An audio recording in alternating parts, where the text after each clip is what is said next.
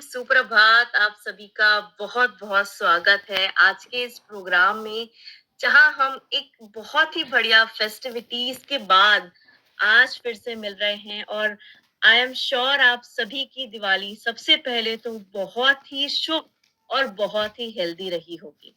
जब मैं शुभ और हेल्दी दिवाली की बात कर रही हूँ, आई एम श्योर आज आप सभी हमारे साथ जुड़े हैं बहुत ही सारी पॉजिटिविटी लेकर।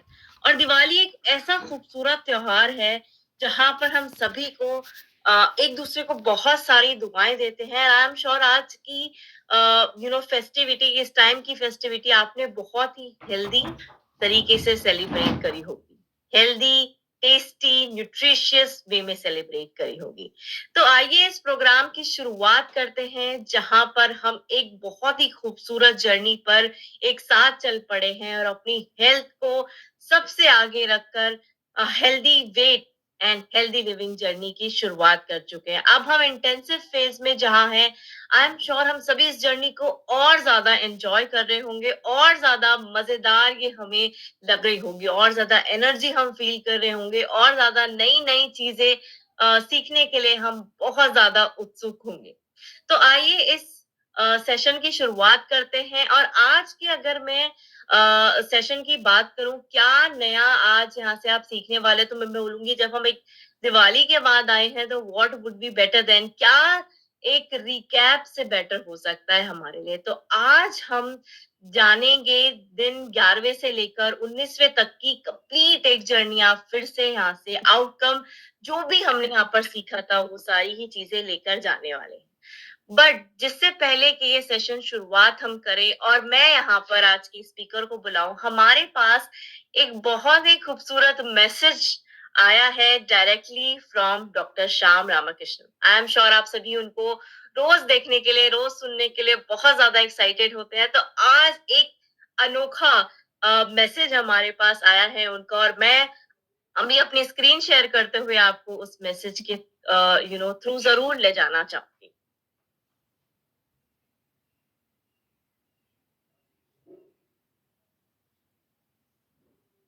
गुड मॉर्निंग दोस्तों, मैं अभी जिम से आया हूँ तो मैंने सोचा कि आपको फंक्शनल एक्सरसाइज के बारे में जरा बात करूँ। तो क्या है फंक्शनल एक्सरसाइज? फंक्शनल एक्सरसाइज वो एक्सरसाइज है जो आपके मसल को डेली टास्क करने के लिए तैयार करते हैं, जैसे घर पे, काम पे या स्पोर्ट्स में कॉमनली किए जाने वाले मूवमेंट्स को सिमुलेट करते हैं।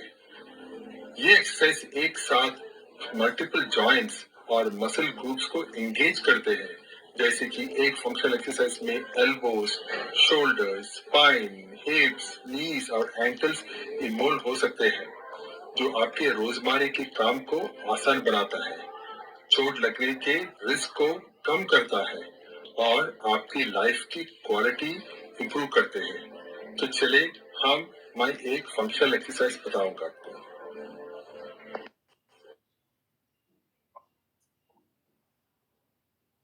तो आइए देखते हैं क्या फंक्शनल वर्कआउट हमारे साथ डॉक्टर श्याम ने शेयर किया है। तो आइए सेकेंड वीडियो के थ्रू देखते हैं क्या हमारे पास ग्रेट एक्सरसाइज करने का एक अनोखा तरीका उन्होंने शेयर करा है। Let's watch the video. Okay, my friends, so imagine you're falling down, you fell down. Okay, here is I'm falling down, and I fell down. Now, how do I get up? And what muscles I need to build up myself, right? So here are the few muscles which you need to help. First, when you fall down, you need to move. When you want to move, your core has to be fit. And how do you make your core fit? By doing what is called butterfly. What butterfly? If you can, okay? So you can do this butterfly a few times and just continue as much as you can. So every day, 10 seconds, 15 seconds, 30 seconds, just keep on butterflying and then your core is going to get tight. Okay, the next one. Now I got my core strength, but the next one I need to get up. I need to get up. My oblique needs to be strong. So what are the ways you can make your oblique strong? You can just go here and make your oblique strong. And just keep, or you can just keep it like this too. Just keep it like this or move it. So 10 times you do this every day, both sides. Now let's say I got my oblique, my core is strong, my oblique is strong. Now my hands, my arms, they are not strong enough. So how can you do the strength? So your triceps have to be good. So there are ways to build your tricep. Either you can do the what is called the yeah yeah. So you can either do this. You can. This is a simple way of doing your triceps, right? It's got tricep dip, or you can sit on a chair and you can dip it. And I will show you one day. But you can do this also to build that. Finally, now your arms are strong, your core is strong, your oblique is strong. Then your legs, it has to be strong. So my legs are not strong. So what do? I make my quadriceps strong. I'm just doing Namaskar. And I just do this 10 times every day. Go deep, as deep as we can. Look at this. Go deep. And that is how you make it strong. And finally, your calves have to be strong. What can you do? Lift. Okay. So these are not simple exercises. 30 seconds a day, 1 minute a day, 5 minutes a day. You're going to slowly improve yourself. And then you can prevent yourself from falling. And if you fall, you can get up. Alright? See you soon. 3, 2, 1, breathe. So if you fall, you wake up, right? So I think ये बहुत ही अच्छा तरीका है हमारे लिए दिन में 1 minute निकाल कर एक कंप्लीट एवरीडे एक्टिविटीज टास्क के लिए फंक्शनल वर्कआउट बहुत जरूरी होता है हमारे लिए दिन भर की जो हमारी एक्टिविटीज टास्क हैं उसको और बेहतर करने के लिए स्पेशली हमारी बॉडी को और मजबूत बनाने के लिए तो डॉक्टर श्याम ने तो हमें बहुत ही सिंपल तरीके से बता दिया है कि कैसे हम रोज अपनी हड्डियों को रोज जो हम कई बार आई आई विश कि आप कोई फॉल ना करो बट फिर भी एक कंप्लीट स्ट्रांग बॉडी हमारे होना बहुत बहुत जरूरी है एक सिंपल एक्सरसाइज के थ्रू अगर वो अचीव कर सकते हैं तो उससे बेहतर और क्या हो सकता है आइए आप सभी का ज्यादा समय और ना लेते हुए मैं अब इस सेशन की शुरुआत करती हूँ और इनवाइट करती हूँ आज के हमारे स्पीकर को जिनसे हम जानेंगे एक complete recap of day 11 to day 19 आइए स्वागत करते हैं जोरदार तालियों के साथ अर्जुन दसूंदी जो कि एसोसिएट वाइस प्रेसिडेंट है wellness and community sir welcome and over to you thank you शिमारी वेरी गुड मॉर्निंग एवरीवन कैसे हैं आप सब लोग how are you doing great wishing you all very happy prosperous and healthy Diwali and the year ahead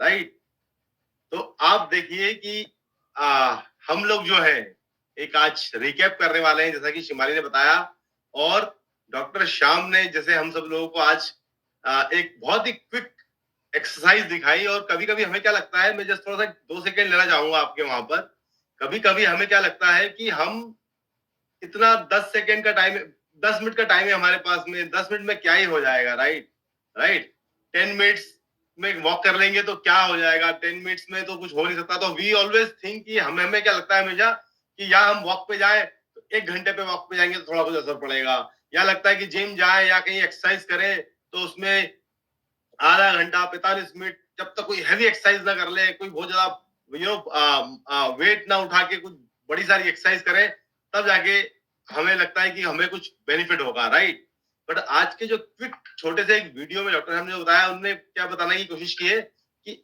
आपके पास अगर 10 minute भी है राइट आपको लगता है कि किसी 2 एक्टिविटी के बीच में आपका 10 मिनट का स्लॉट है आप वहां पर भी एक छोटी एक्सरसाइज कर सकते हैं आपको ध्यान है हमने एक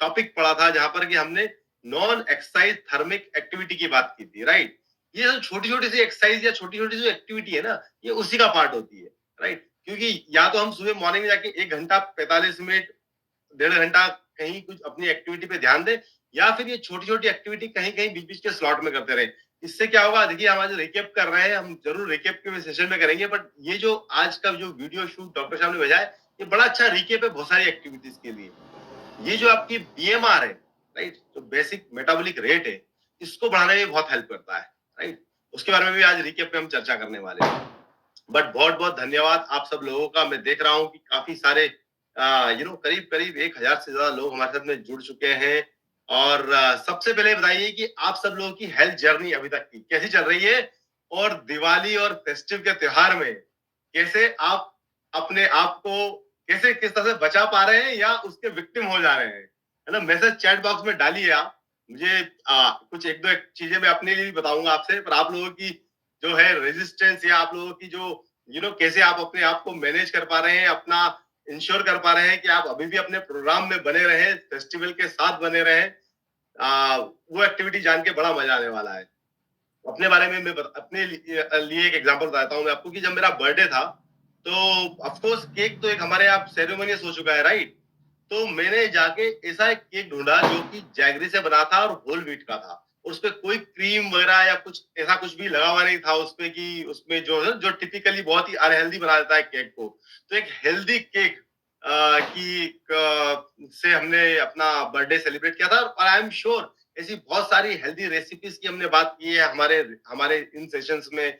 हमने ऐसी बहुत सारी हेल्दी ऑप्शंस की बात की जिसको कि हम सेलिब्रेट भी कर सकते हैं और हेल्दी भी रह सकते हैं।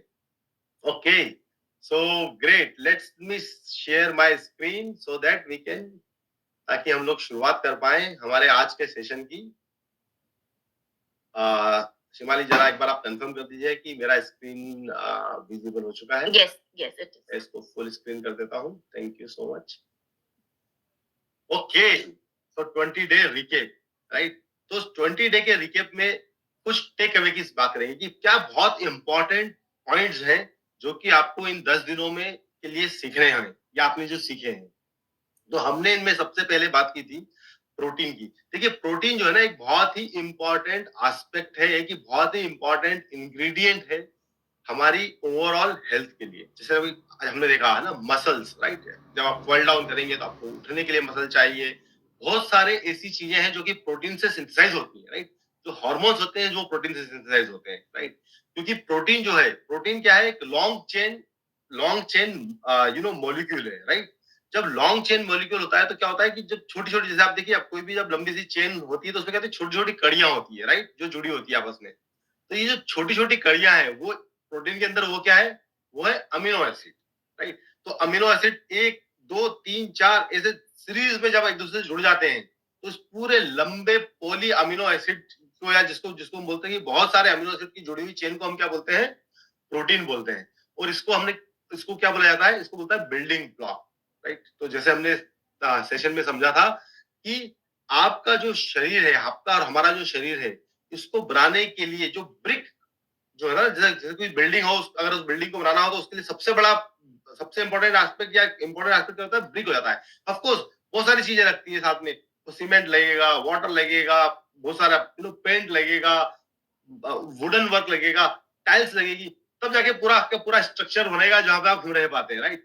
सब कुछ इंपॉर्टेंट है, बट सबसे पहले इंपॉर्टेंट क्या है जिसके ऊपर वो स्ट्रक्चर खड़ा है? वो क्या है? वो है ब्रिक, राइट? तो ये पूरा स्ट्रक्चर हमारा खड़ा है, उसमें सारी चीजों की इक्वल इंपॉर्टेंट है, कोई भी किसी से कम या ज्यादा नहीं हो सकता। जैसे मैंने आपको बताया, घर में आपको हर चीज की इक्वल इंपॉर्टेंट होगी, एक छोटा सा टैप होगा उसकी भी एक इंपॉर्टेंट होगी, राइट? बट वो शुरुआती जो बिल्डिंग है, वो बिल्डिंग बनाने के लिए सबसे इंपॉर्टेंट क्या है ब्रिक है। और अगर वो ब्रिक अगर आपकी वीक है, कमजोर है, या आपने इनफ नहीं है, फॉर एग्जाम्पल, राइट, पतली है, राइट, तो क्या होगा? पूरा स्ट्रक्चर होगा वीक बनेगा, राइट? तो अमीनो एसिड उसी तरह से हमारे बॉडी का एक बिल्डिंग ब्लॉक है। प्रोटीन जो है वो एक बिल्डिंग ब्लॉक है। ये हमें इंश्योर करना है। देखिए, हमारा ना प्रोटीन कंजम्पशन बहुत ही लिमिटेड होता है। हम कितनी भी कोशिश कर ले, बता रहा हूँ आपको, हम कितना भी सोच लें कि हम अपनी अपनी प्रॉपर डाइट में ये खाएं, ऐसा करें, कर लें, रूटीन कर लें, आपको ये इंश्योर करना है कि आप मॉर्निंग में एक जो मैंने अपना एक रूटीन शुरू किया है, my first after waking up with in half an hour जो होता है, मेरा फर्स्ट जो फूड होता है वो प्रोटीन होता है। उसका क्या कारण है उसको भी अंदर देखिए, हमारे रिकेप में समझेंगे। देखिए, बहुत सारी चीजें ऐसी हैं जो कि मैं आपको ना स्लाइड बाय स्लाइड आपको रिकेप नहीं करवा रहा हूँ, राइट?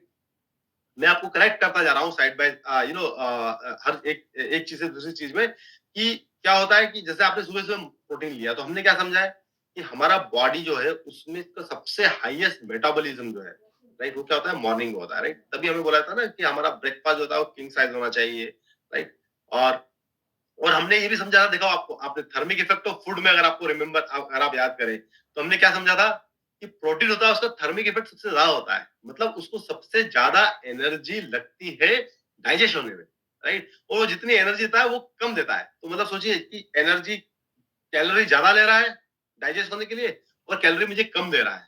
इससे बढ़िया शानदार हमारी दिन का शुरुआत करने के लिए क्या प्रोडक्ट हो सकता है जो कि आपकी बॉडी से कैलोरी को सिंक कर ले और फिर आपको जो कैलोरी दे वापस रिटर्न करे, वो मतलब आप सोचिए 10 लेके 4 देने वाला इंग्रेडिएंट अगर आपको मिल जाए, तो आपको कितना बेनिफिट होगा कि आपकी कैलोरीज आपने उसने ज्यादा बर्न कर दी उसको खुद को डाइजेस्ट होने में, और जब उसने रिटर्न में कैलोरी दी, क्योंकि हर फूड जो होगा वो आपको जब भी आप खाना खाएंगे तो आपको will give a plus. Second चीज क्या होती है, sustainable long period of time के तक देता रहता है, राइट। डाइजेशन में भी बहुत लंबे टाइम तक ब्रेक डाउन कर देता है। तो क्या है, सुबह मॉर्निंग का मेरा एक ब्रेकफास्ट शेक है।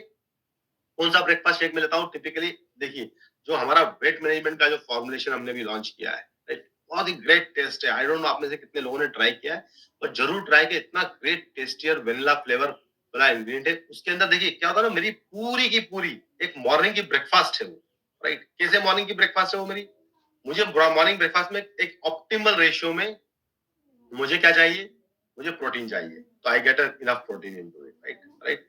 देन मुझे क्या चाहिए, फाइबर होना चाहिए उसमें। I get like about 6 gram of fibre into it. I get about 24-25 different types of minerals and vitamin into it, right. उसके बाद मुझे गार्शिनिया जैसा एक इंपॉर्टेंट इंग्रेडिएंट जो कि मेरे मतलब ऑफकोर्स मेरे को शुगर नहीं है, बट गार्शिनिया हमारी जो हर्ब्स है सारी की सारी जो होती है ना एंशिएंट विजडम में, वो सारी की सारी हर्ब्स जो है ना, वो ऐसा नहीं है कि वो एक एक डिजीज हमारे लिए फूड है वो, राइट। हमने वे आयुर्वेदा ने जिस तरह से डिजाइन किया है हमारे फूड को, वो ऐसा डिजाइन किया कि अगर आप उसको रोजमर्रा में रूटीन में खाएंगे आपको मेडिसिन की जरूरत नहीं पड़ेगी। जो जो फर्स्ट जो मेडिकल डॉक्टर कह सकते हैं, उनको साइंटिस्ट कह सकते हैं, उन्होंने जब मेडिसिन को डिस्क्राइब किया तो उन्होंने ये बोला कि let the food be your medicine, right.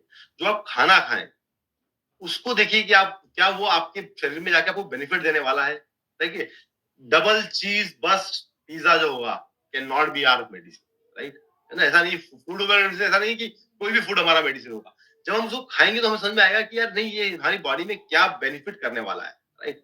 तो ये जो मॉर्निंग का मेरा जो राइट कॉम्बिनेशन है, ऑफ कोर्स मैं क्योंकि दूध से नहीं लेता हूँ, पानी के साथ लेता हूँ, तो 2 स्कूप ऑफ अपने एपीपी उसमें मिक्स करता हूँ। उसमें I gate my most healthiest और परफेक्ट अमाउंट ऑफ कैलोरीज की, जो मॉर्निंग में मेरी बॉडी को एक रूटीन, जैसे हमने ना एक सर्काडियम रिदम की बात की थी, एक एक एक एक उसकी बात की थी कि अच्छा बीच में है ना, बलोडी जी बोल रहे हैं, I have taken sweets, no deep fried food, strictly on healthy diet. Thank you Balodi ji, आपका आपका आइडिया शेयर करने के लिए। और आई थिंक बीच में हरि कृष्ण शर्मा जी ने बोला है total self control, what to eat what not to eat.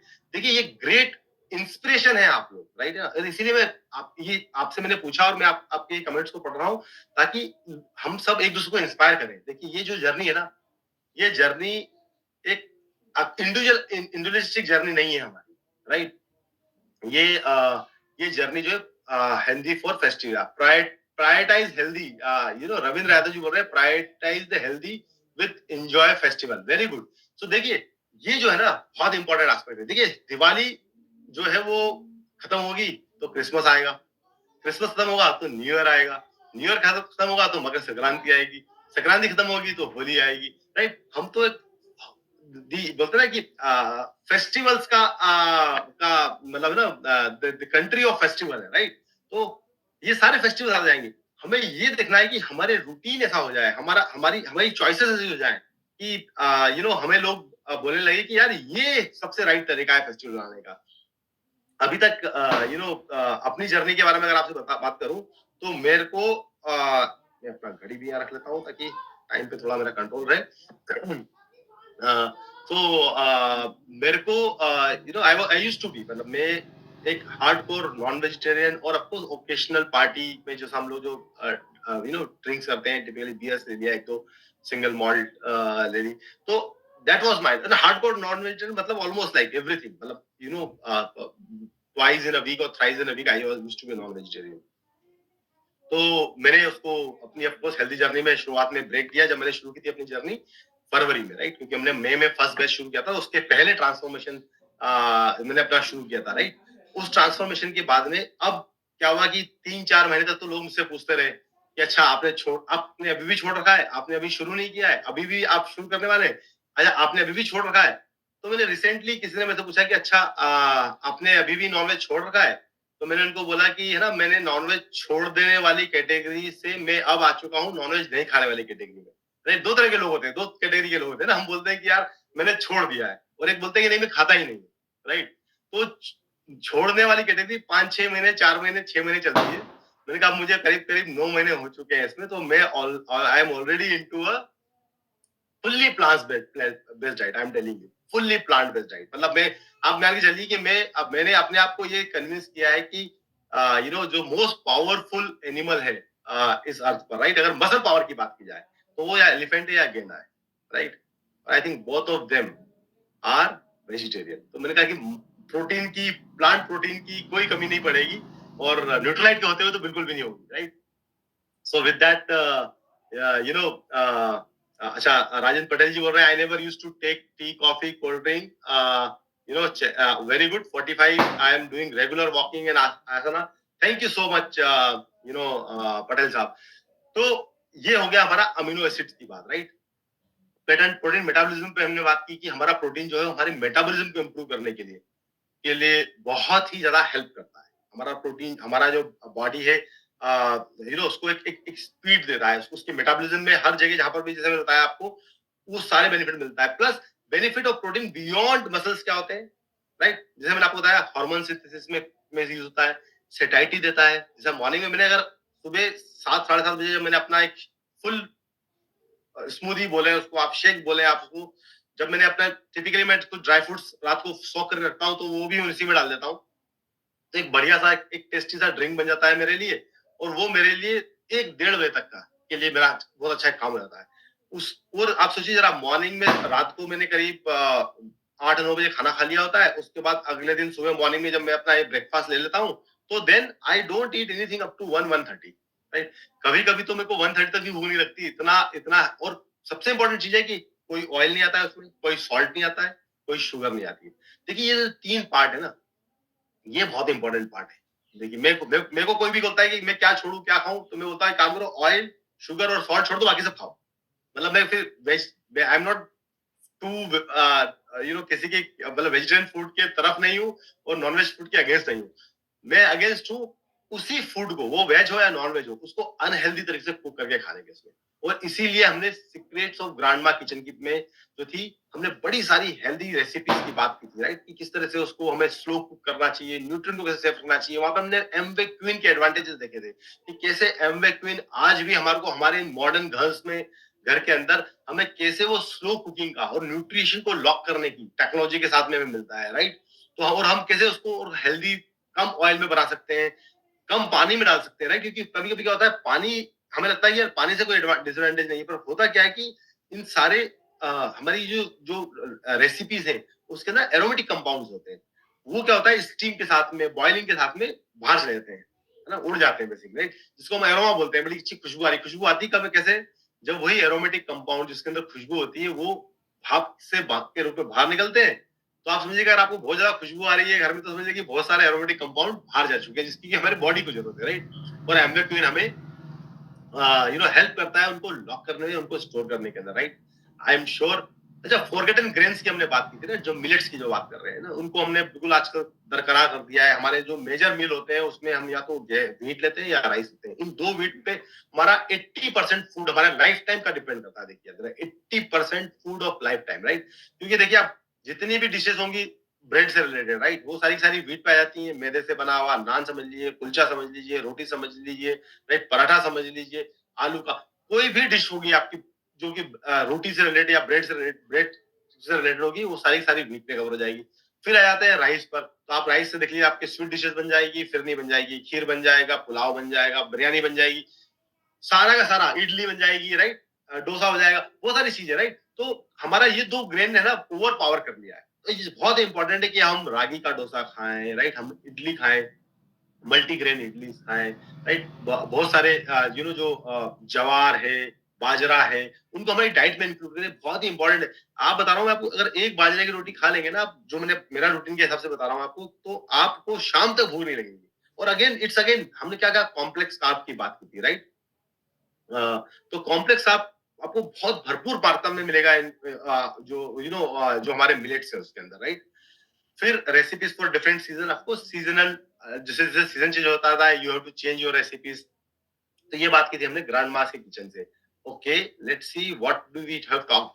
Water, देखिए ये मेरा फेवरेट फूड है, राइट? मैं बोल रहा हूँ जैसे बंगाली में जैसे बोला था ना जल खबो, मुझे लगता है कि ये वर्ड इसलिए ढूंढा गया था कि उन्होंने बोला था कि ये खाना है, इसको ना जल को भी, जल को भी जो है वाटर को खाना चाहिए। हम लोग क्या कहते हैं, पानी को पीते हैं, पीते नहीं।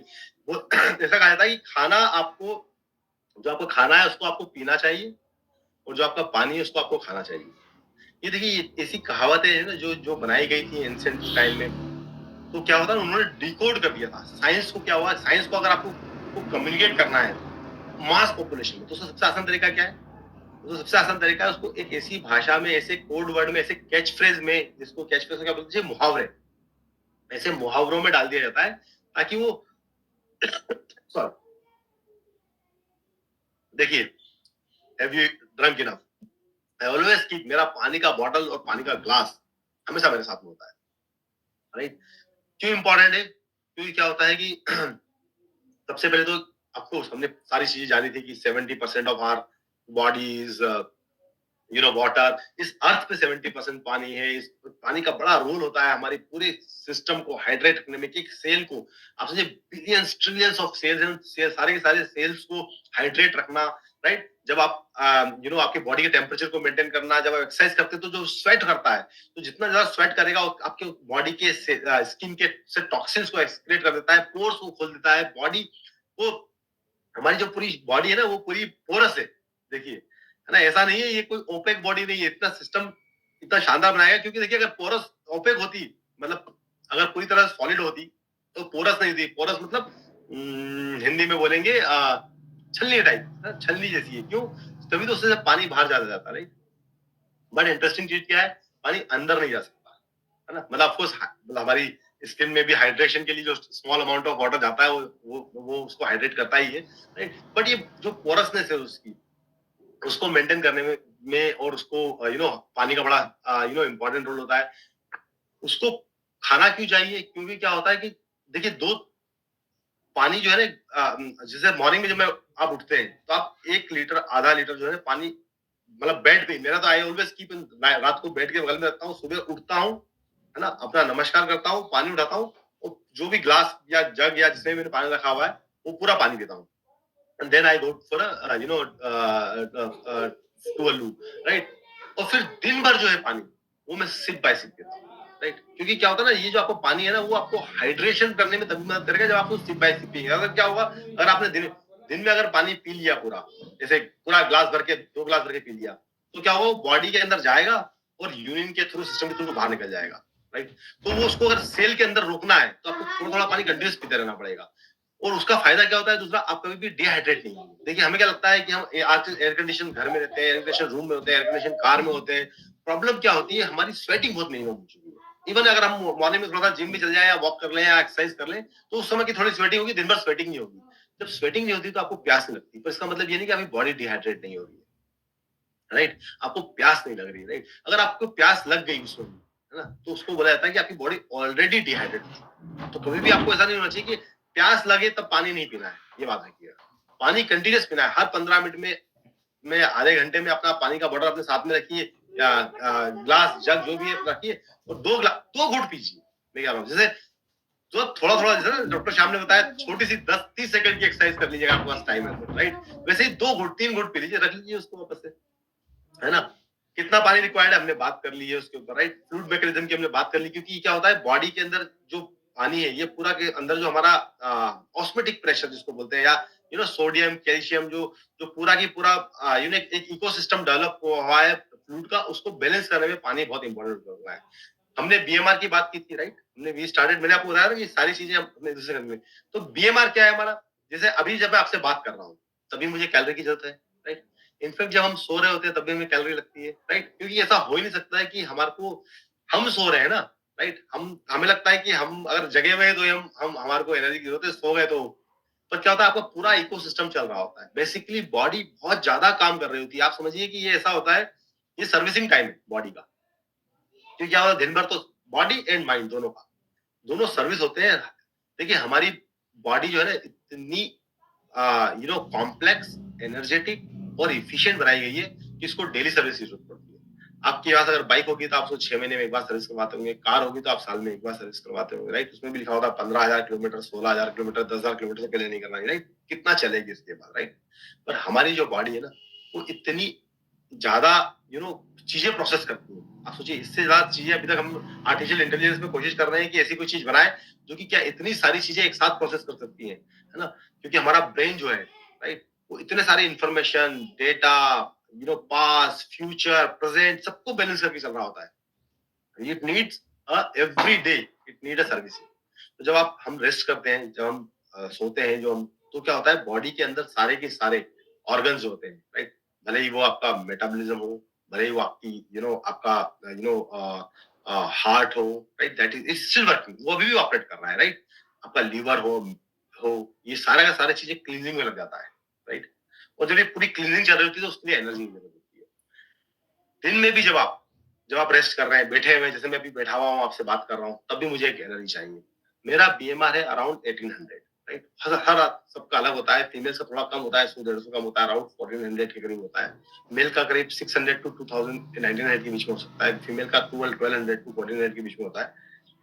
ये जो बेसिक मेटाबॉलिज्म है, इसको आपको इम्प्रूव करना है, इसको आपको बेटर बढ़ाना है, राइट? ये जब बेटर होगा तो क्या होगा, देखिए क्या होता है ना कि जब आप बैठे बैठे अगर आप, जैसे मैंने आपको बताया ना, प्रोटीन आपका एक पार्टनर हो गया कि आपने एक प्रोटीन खाया, उसने आपके कितने सारे काम कर दिए, आपको कम एनर्जी दी, ज्यादा एनर्जी ले ली, आपको सेटाइटी दे दी, आपको मतलब प्रोटीन को आपने डिलीशियस रूप से बना लिया। बॉडी जो हमारा वेट मैनेजमेंट शेक है, डिलीशियस वेला, उसके साथ में कंपोजिशन बना के अपना मॉर्निंग ब्रेकफास्ट कर लिया, और हेल्दी ब्रेकफास्ट, और मेरे को लगता है सबसे चीपेस्ट ब्रेकफास्ट भी होगा। मैं बता रहा हूँ आपको कि मतलब अगर पर सर्विंग की बात करें तो उससे ज्यादा सस्ता और इफिशिएंट और न्यूट्रिशियस ब्रेकफास्ट और एवरीडे आपको नहीं मिल सकता, किसी को भी नहीं मिल सकता, राइट? तो वो हो गया, राइट? पर उसी तरह से अगर आपने अपना बेसिक मिनरल बढ़ा, कैसे बढ़ा सकते हैं हम? फिजिकल एक्टिविटीज करके, जो हम मॉर्निंग में एक्टिविटीज करते हैं वो एक्टिविटीज करना है ना? ऑफ कोर्स एप्रोप्रिएट रेस्ट भी जरूरी है। प्रोटीन का इंटेक की हमने बात की थी। स्टैंडिंग कोशिश करें कि जब आप हो सके जहां पर भी आप खड़े होके बात कर सकते हैं, थोड़ा सा शॉर्ट वॉक लेके बात कर सकते हैं, है ना? कोशिश करें कि ज्यादा से ज्यादा टाइम आप खड़े रहें, स्टेयरकेस ले सकते हैं, राइट? हमने बड़ी सारी चीजों की बात की थी, उन सबको आप इंप्रूव करेंगे, फिजिकल एक्टिविटी में पार्ट करेंगे तो you can improve your basic metabolic rate, जो कि अच्छा। हमने वापस इस पॉइंट पे भी थर्मिक इफेक्ट ऑफ फूड पे बात की थी, हमने प्रोटीन की बात की थी, राइट? तो क्या होता है थर्मिक इफेक्ट ऑफ फूड? सबसे पहले समझते हैं कि कौन सा फूड कितनी एनर्जी देता है। तो प्रोटीन क्या देता है? 1:4 के रेशियो पे एनर्जी देता है। कार्बोहाइड्रेट 1:4 के रेशियो में देता है। फैट जो होता है वो 1:9 रेशियो में देता है, राइट? एक एक ग्राम आप ये तीनों खाएंगे तो आपको इतनी इतनी कैलोरीज मिलेगी, ऐसे समझ लेते हैं इसको, राइट? एक ग्राम में 4 कैलोरीज मिलेगी, कार्बोहाइड्रेट के साथ में, प्रोटीन के साथ में 4 मिलेगी, फैट के साथ में 9 कैलोरीज मिलेगी। अब होता क्या है, देखिए समझिए। कार्बोहाइड्रेट और प्रोटीन दोनों सेम कैलोरी दे रहा है। कार्ब के साथ में दो प्रॉब्लम है। एक तो प्रॉब्लम क्या है कि ये जो होता है इसका, जैसे हमने बताया ना कि प्रोटीन का लॉन्ग डाइजेशन टाइम होता है, डाइजेशन टाइम होता है, और उसको ज्यादा कैलोरीज लगती है ब्रेक होने में। वैसे अगर आप कॉम्प्लेक्स कार्ब की, सिंपल कार्ब तो खैर इज लाइक 1 मिनट में उसको डाइजेस्ट होने के लिए एनर्जी लगेगी। अगर आपने सिंपल कार्ब खाया है तो मतलब आपको कैलोरी चाहिए ही नहीं, वो तो कैलोरी ही है।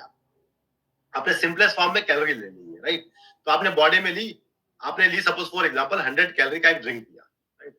उस 100 कैलोरी को बॉडी में कन्वर्ट करके 100 कैलोरी में कन्वर्ट करने के लिए बॉडी को लगा 5 कैलोरी, उतना भी नहीं लगा होगा, राइट? तो आपके पास कितना आया कैलोरी? आ गया 95 कैलोरीज आ गया। This is the biggest problem with the simple carb. Complex carb में कंपैरेटिवली हाई रहेगा, बट कॉम्प्लेक्स कार्ब के दूसरे एडवांटेजेस भी होते हैं। आपको सेटाइटी देता है, फाइबर देता है, आपके जो फाइबर्स है वो आपके बैक्टीरियोइड्स को जरूरत होती है, राइट? बट इसीलिए आपको कॉम्प्लेक्स कार्ब से ज्यादा, पर कॉम्प्लेक्स कार्ब में क्या है, आपको कॉम्प्लेक्स कार्ब आपको एनर्जी देगा, लॉन्ग टाइम तक सेटाइटी देगा, आपकी बॉडी को क्लींजिंग के लिए, अगर नॉन सॉल्युबल फाइबर है तो आपकी बॉडी की क्लींजिंग में काम आएगा, सॉल्युबल फाइबर है तो बॉडी के अंदर क्लींजिंग में काम आएगा। पर बिल्डिंग ब्लॉक पे फोकस देखिए बना रहे हैं, देखिए बाकी सब चीजें अच्छी, शाइनी पेंट डेंट वो सब ठीक है, पर बिल्डिंग ब्लॉक जो आपकी जो ब्रिक है, उसकी स्ट्रॉन्गेस्ट ब्रिक को के लिए क्या है? Again protein. एंड प्रोटीन क्या करेगा आपको? protein will give you a lesser calorie, like as good as carb, but it will take too much of a calorie. Like तो आप अगर आपने 25-30 कैलोरी का अगर जो आपको देता है प्रोटीन वो लिया है, it will take 100 calories to convert it into an protein, like amino acid. कैसा क्यों? कि मैंने आपको बताया था लॉन्ग चेन होती है अमीनो एसिड्स की, वो बॉडी में जा नहीं सकते. प्रोटीन जो होती है पूरी लॉन्ग चेन जा नहीं सकती, उसको ब्रेक करना पड़ेगा, single single single single pieces में काटना पड़ेगा. जो काटने की प्रोसेस है, सिंगल सिंगल ब्रेक करने की जो प्रोसेस है, उस प्रोसेस में बहुत सारी कैलोरीज लगती है बॉडी.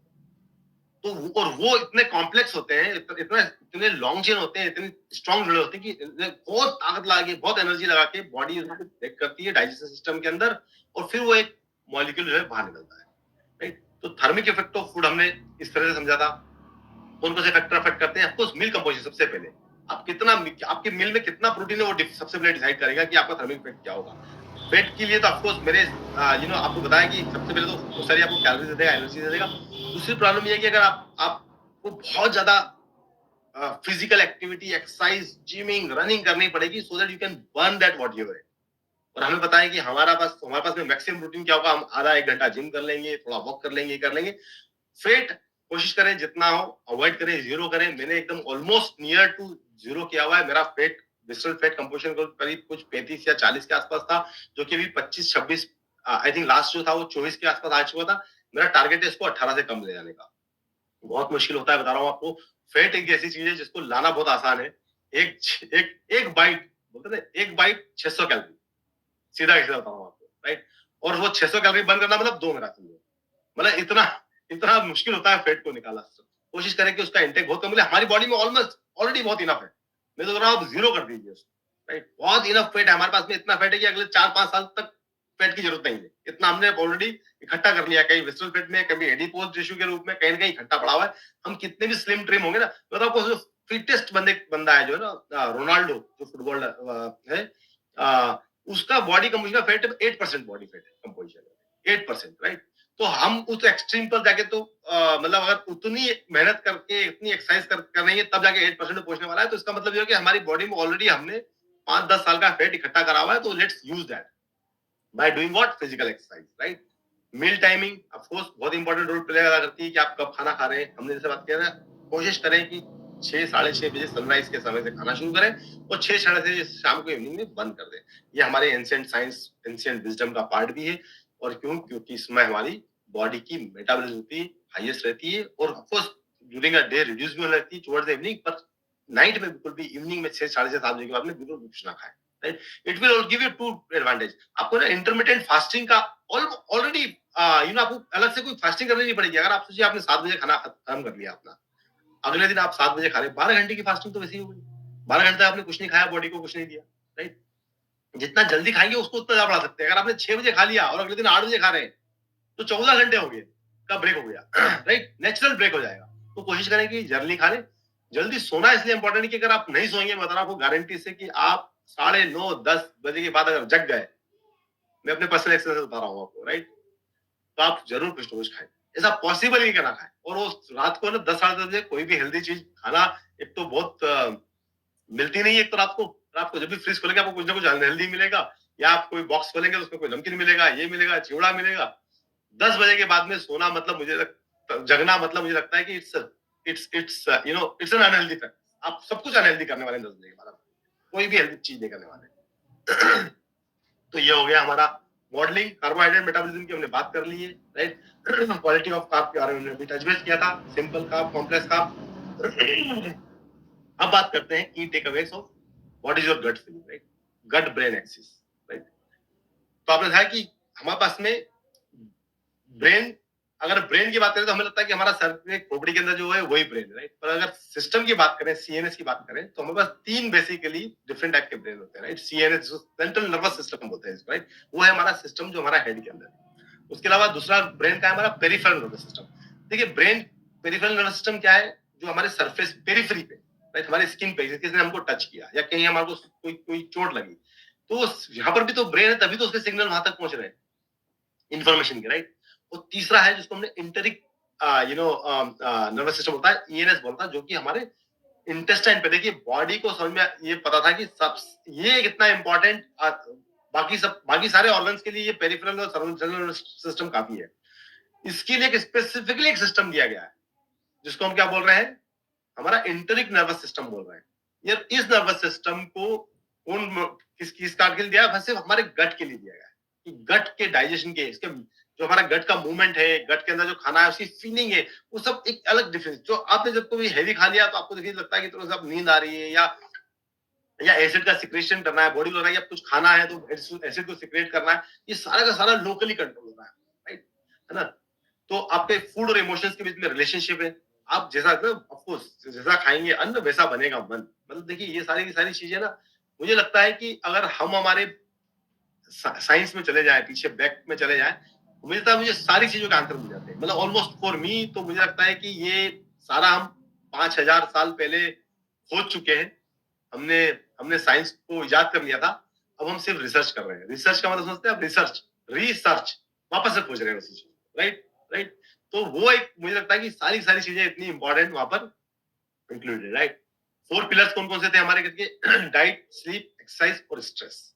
स्ट्रेस जो है इतना मतलब आप देखिए आपकी पूरी बॉडी का मनोबल जो है, मतलब आपको लगता है सुबह मॉर्निंग में अगर आपको उठना है, वॉक करना है, हेल्दी खाना है, काम पर जाना है, सबका बड़ा एक स्ट्रॉन्ग रिलेशनशिप है। इसलिए हमारा रात का जो मेडिटेशन है वो बहुत इंपॉर्टेंट है। Please don't miss meditation for a single day.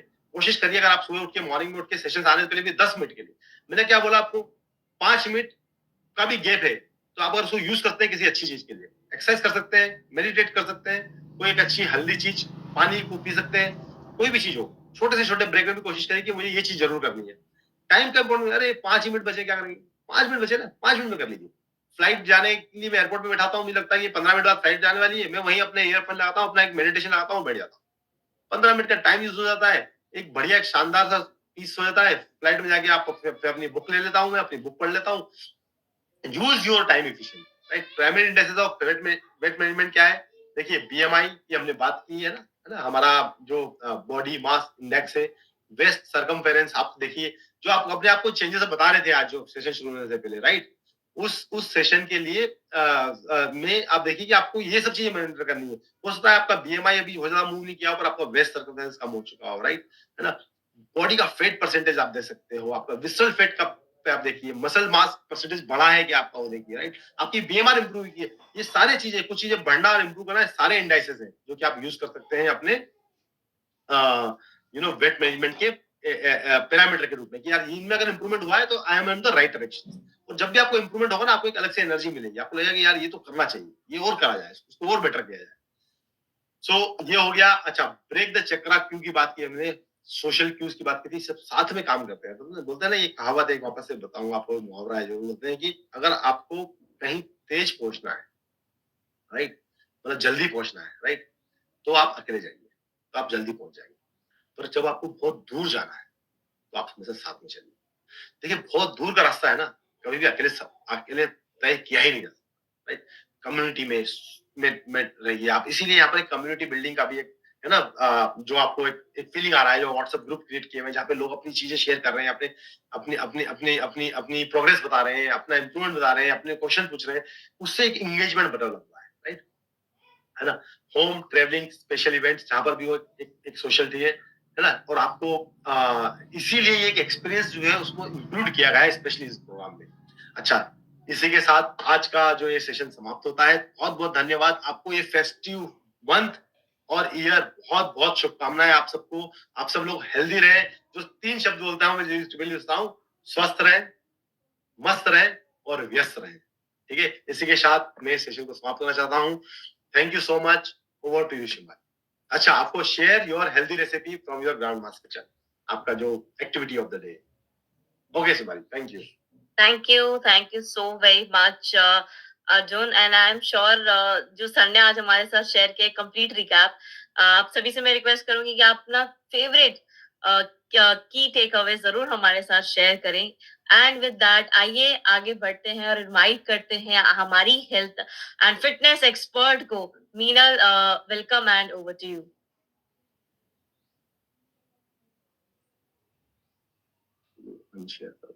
Thank you, Shivali. Hello, everyone. Good morning and a very warm welcome to today's session. तो I hope आपने सब दिवाली बहुत एंजॉय किया होगा और बहुत कुछ खाया भी होगा। तो आज हम प्राइमरली डिटॉक्स योगा करने वाले, जो आपके डाइजेस्टिव सिस्टम को पूरा अच्छे से मसाज करेगा, उसका ब्लड सर्कुलेशन इंप्रूव करेगा और उसके साथ अगर आपने कुछ ज्यादा खाया है और आपको एसिडिटी लग रही है, ब्लोटिंग लग रही है और किसी को भी ऐसा लग रहा है कि ओ कल में ऐसा हो गया, अरे मेरा तो पेट अंदर चला गया था, अब तो बाहर आ गया, बिल्कुल मत घबराइए। 1-2 दिन एन्जॉय करने से बिल्कुल फ़र्क नहीं पड़ता है आपके फिटनेस रिजीम में, बट हाँ, वापस ट्रैक पे ज़रूर आ जाए। तो ऐसा नहीं कि ये सोच लें कि ओह! मैंने तो बस सभी खराब कर दिया, एक दिन मैंने मिठाई भी खा ली, वर्कआउट भी नहीं हुआ, पूरा मेरा फिटनेस शेड्यूल खराब हो गया। ऐसे बिल्कुल भी नहीं होता है।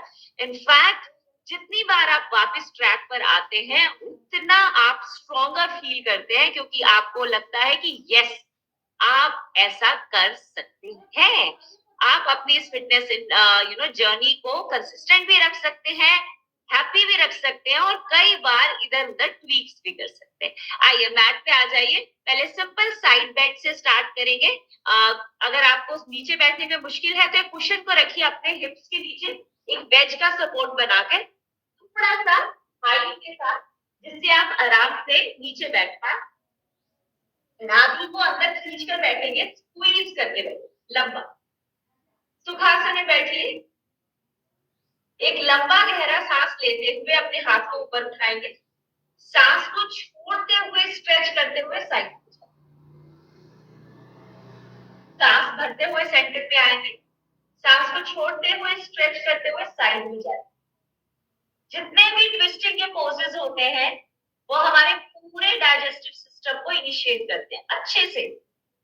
लिवर की मसाज करते हैं, पेनक्रियास को रेगुलेट करते हैं, पूरा स्ट्रेच करते हुए साइड पे जाएं तो जितना लंबा गहरा सांस छोड़ सकते हैं वहां तक जाए। अपने घुटनों को ऊपर नहीं उठाएंगे, सिर्फ हाथों से साइड में स्ट्रेच करेंगे। देखिए कहां तक जा सकते हैं। लंबी गहरी सांस भरिए, सांस छोड़ते हुए। लंबी गहरी सांस अंदर, सांस छोड़ते हुए साइड स्ट्रेच कीजिए अच्छे से। फिर लंबी गहरी सांस अंदर, वापस। इस बार सांस छोड़ते हुए हम स्ट्रेच करेंगे पूरा पीछे की तरफ, लेकिन पहले सिर्फ साइड में देखिए। पैरेलल हो जाइए साइड वॉल से। खोल के अपनी चेस्ट को ट्विस्ट करेंगे अपने कोर एरिया, स्ट्रेच। सांस भरते हुए अंदर, सांस छोड़ते हुए स्ट्रेच पूरा। सांस भरते हुए अंदर, सांस छोड़ते हुए साइड।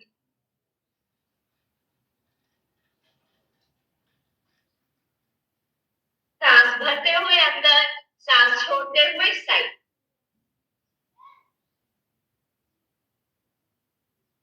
थोड़ा सा आगे की तरफ झुकने की कोशिश करेंगे, लेकिन ध्यान रखेंगे कि इसमें हम शोल्डर से नहीं झुकेंगे, कोर से एंगेज करेंगे। तो सांस भरते हुए, सांस छोड़ते हुए, सांस भरते हुए,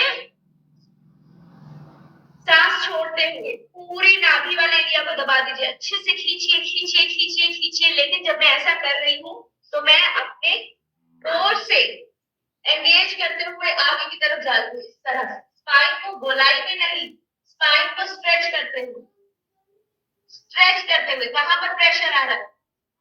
पूरा इनर थाइस में भी प्रेशर बनेगा। खोल के करते हैं। लंबी गहरी सांस लीजिए, पूरा खींच दीजिए, स्ट्रेच कीजिए अच्छे से। एडी को, काफ्स को, थाइस को, इनर थाइस को। लंबा गहरा सांस लीजिए अंदर, स्ट्रेच करते हुए साइड खींचिए, पूरा अपने आप को खींचिए। लंबी गहरी सांस अंदर, सांस छोड़ते हुए स्ट्रेच। सांस भरते हुए अंदर, सांस छोड़ते हुए स्ट्रेच। सांस भरते हुए अंदर, सांस छोड़ते हुए स्ट्रेच। सांस भरते हुए अंदर, सांस छोड़ते हुए, पूरा छोड़िए, खाली कर दीजिए पेट। स्ट्रेच। जितना कर पाएंगे उतना करेंगे। हमें अपनी बॉडी को पूरा ट्विस्ट करके ऑपोजिट डायरेक्शन में ले जाना है। जैसे आप यहाँ हैं, अभी हम सेम डायरेक्शन में गए, उल्टे हाथ से पंजे को पकड़ेंगे, स्पाइन को ट्विस्ट करते हुए पीछे की तरफ जाए, जहां तक जा सकते हैं वहां तक जाइए। अच्छा, पहले घुटने को पकड़ी और ट्विस्ट कीजिए बैक की तरफ। एक बार घुटने से पकड़िए, पूरा पीछे की तरफ ट्विस्ट करते हुए देखिए कहां पर प्रेशर आ रहा है। हाँ, इनर थाइस में तो आएगा ही, नाभि के आसपास वाले एरिया को पूरा टाइट करके सांस छोड़ेंगे तो स्क्वीज कर, हाँ, होल्ड करिए एक बार, ऑपोजिट हाथ से ट्विस्ट कीजिए पीछे की तरफ, पीछे की तरफ पूरा। सांस भरते हुए सेंटर में आएंगे, ऑपोजिट हाथ से खींचते हुए पीछे की तरफ, ऑपोजिट हाथ से खींचते हुए पीछे की तरफ। इस बार जो हाथ है पूरे खोल के रखेंगे, हाथों को पूरा खोलते हुए पीछे की तरफ, पीछे की तरफ, पीछे की तरफ। लंबा गहरा सांस, सेंटर, लंबा गहरा सांस। इस तरह से सांस को छोड़िए, जितना लंबा और गहरा सांस छोड़ेंगे उतना ये स्क्वीज होगा। छोड़िए, centre, centre, centre, centre, centre, centre. जैसे मंथन होता है ना, ऐसे आप अपने दोनों हाथों को रस्सियों की तरह फील कीजिए और अपने पूरे कोर रीजन का मंथन कीजिए, पूरा स्ट्रेच करते हुए। जितनी बार हो सके टच कीजिए, नहीं हो पा रहा है तो घुटनों तक जाइए, शिर तक जाइए। 5 और करेंगे, लेकिन गोलाई में नहीं आएंगे, खींच के रखेंगे अपने आप। लंबा गहरा सांस अंदर, सांस छोड़ते हुए,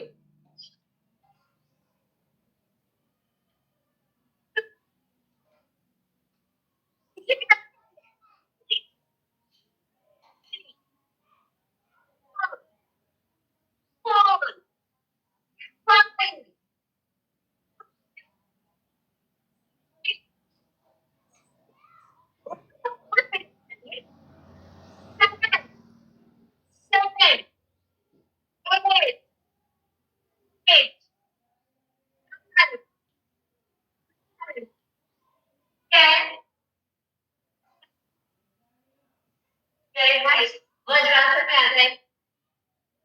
वज्रासन में दोनों साइड ट्विस्ट है। कैसे? जैसे हम नॉर्मल वज्रासन में ऐसे बैठते हैं तो हम सिर्फ आगे की तरफ चाइल्ड पोज करते हैं, दोनों साइड चाइल्ड पोज करेंगे। मतलब आपने लंबा गहरा सांस लिया, सांस छोड़ते हुए आगे की तरफ चाइल्ड पोज, पूरा अच्छे से खींचिए, पूरा अच्छे से आगे की तरफ।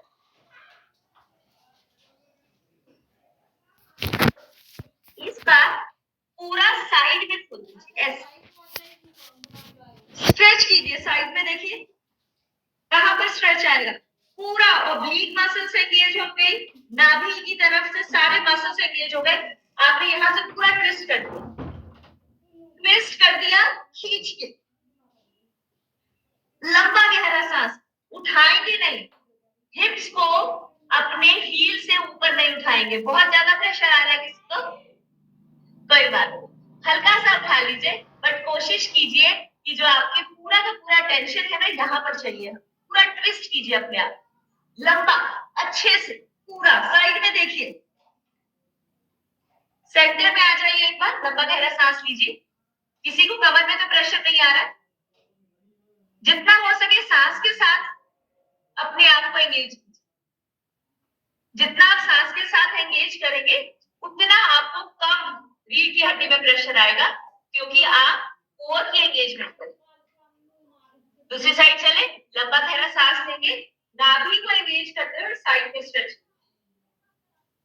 लंबा गहरा सांस खोलेंगे, दूसरी साइड स्ट्रेच करेंगे, हील्स को नहीं उठाएंगे, स्ट्रेच, सांस छोड़ते हुए खोल दीजिए, सांस भरते हुए सेंटर, सांस छोड़ते हुए खोल दीजिए। किसी को बहुत ज्यादा प्रेशर आ रहा हो तो अपनी काफ मसल से नीचे इसको प्रेस कीजिए, फिर स्ट्रेच कीजिए, खोल दीजिए, ट्विस्ट कीजिए, फिर सेंटर में आइए, फिर ट्विस्ट कीजिए,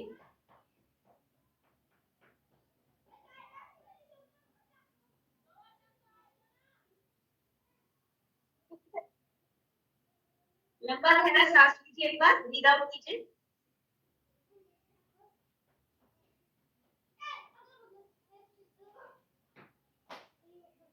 वापस ऑन द फोर्स आ जाइए, घुटने आपके हिप्स के नीचे, लंबी गहरी सांस के साथ ऊपर की तरफ आएंगे, सांस को छोड़ते हुए स्ट्रेच कर,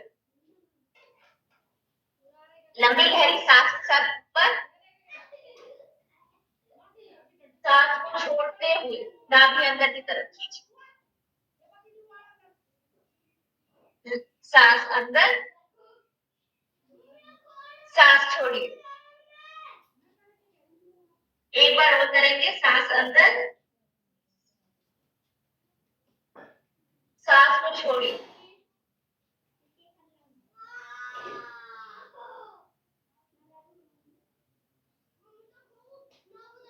डाउनवर्ड डॉग में जाएंगे और जिस तरह से हमने चाइल्ड पोज को साइड में ट्विस्ट किया है, डाउनवर्ड डॉग में भी ट्विस्ट कर, अपने दोनों हाथों से अपने शोल्डर्स का डिस्टेंस एंड शोल्डर्स की लेंथ, पंजों को अंदर खींचते हुए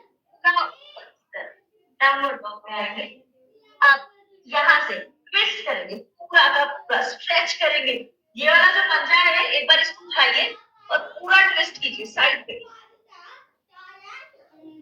खींचिए, नाभि को अंदर की तरफ पुश कीजिए अच्छे से, वापस आ जाइए, कहाँ पे स्ट्रेच जा रहा है, फिर वापस आइए, खींचिए अच्छे से, आगे की तरफ नहीं जाए, अंदर की खींचिए, नहीं कर पा रहे तो कोई बात, हल्का सा पंजा उठा लीजिए, इस बार दूसरी साइड में पंजा उठाइए और फिर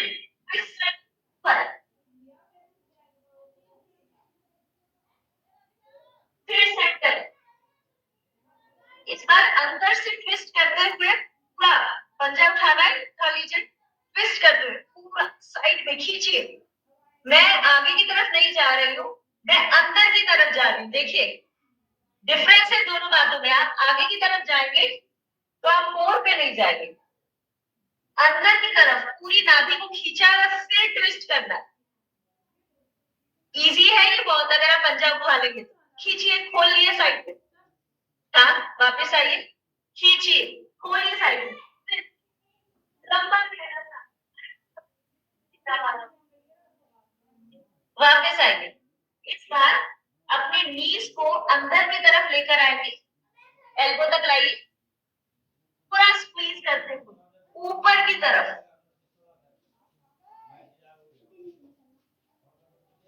वापस अंदर की तरफ,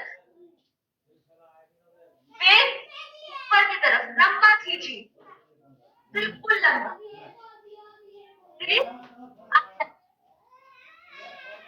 पूरा अपने जो नीज है उसको एकदम एल्बो के पास लेकर आएंगे, 10 टाइम्स करेंगे, पूरे घुटने को खींच के अंदर की तरफ लाइए, किसी को बहुत ज्यादा प्रेशर आ रहा है तो आप सॉफ्ट पोजीशन कर लीजिए, इसका सॉफ्ट वर्जन कर लीजिए, जिसमें आप सिर्फ यहाँ तक आएंगे और स्ट्रेच करते हुए पूरा ऊपर जाए, फिर आप यहाँ तक आएंगे और स्ट्रेच करते हुए ऊपर जाएंगे, लेकिन सिर्फ वो जो नहीं कर पा रहे, जो सब कर पा रहे हैं लेकिन थोड़ा सा चैलेंजिंग लग रहा है तो प्लीज कंटिन्यू कीजिए, 5 बार और कीजिए, लंबा गहरा सांस लीजिए, नाभि को अंदर खींच के रखिए नाभि को अच्छे से, फिर स्क्वीज करेंगे पूरा आगे की तरफ, स्ट्रेच करते हुए खींचिए खींचिए खींचिए खींचिए, ऊपर की तरफ जाइए, खींच दीजिए,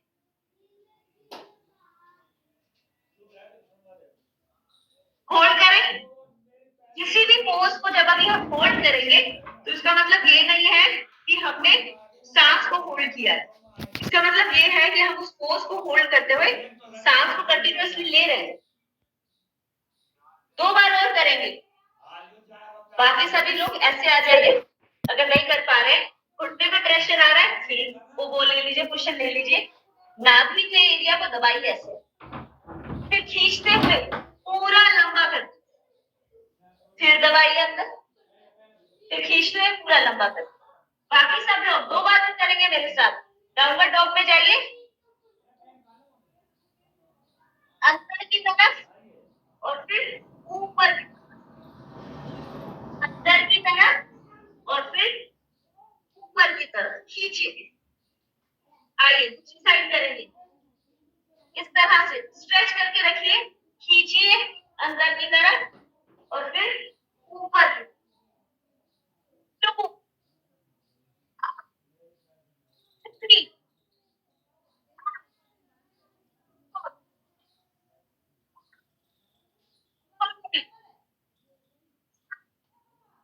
6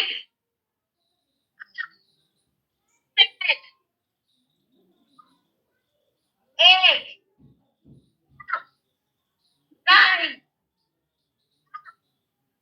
10।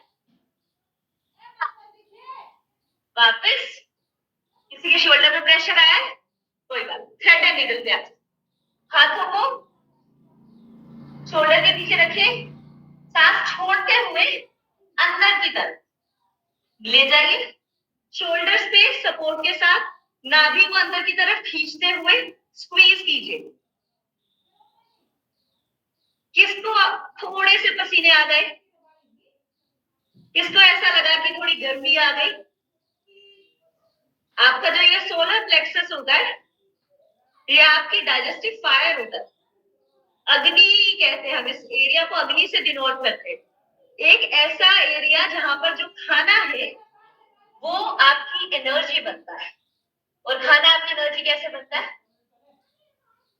आपके घर में हम खाने को कैसे बनाते हैं? अग्नि।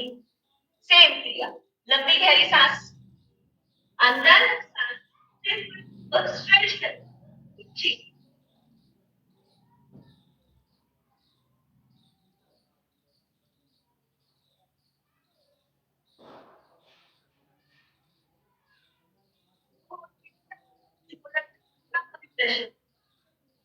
वापस अंदर आ सके, पूरा मैट पे आ जाओ, स्क्वीज के नाभि को अंदर, लंबी गहरी सांस के साथ शोल्डर्स को पीछे की तरफ रखेंगे, ऐसे नहीं, पीछे की तरफ खोलिए, नाभि से ऊपर की तरफ आए।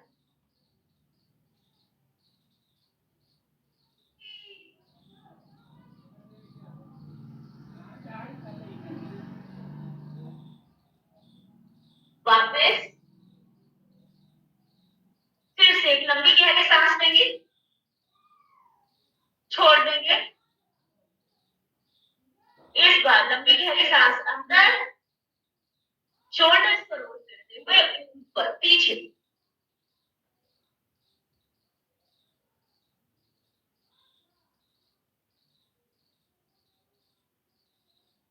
चाइल्ड पोज में जाएंगे, पीछे की तरफ स्ट्रेच करेंगे। म्यूजिक शेयर करती हूँ मैं, हम अपना कूल डाउन सीक्वेंस करते हैं। और आपको पता है जो हमारा कूल डाउन सीक्वेंस है, पवन मुक्त आसन से लेकर हम जैसे मरकट आसन, ट्विस्ट करते हैं, वो सभी के सभी पोजेस डिटॉक्स पोजेस भी है। तो अगर बहुत हैवी वर्कआउट करने का मन नहीं है तो बहुत आराम से सिंपल डिटॉक्स पोजेस करके भी आप फायदा ले सकते हैं, अपने पूरे सिस्टम को रेजुविनेट कर सकते हैं।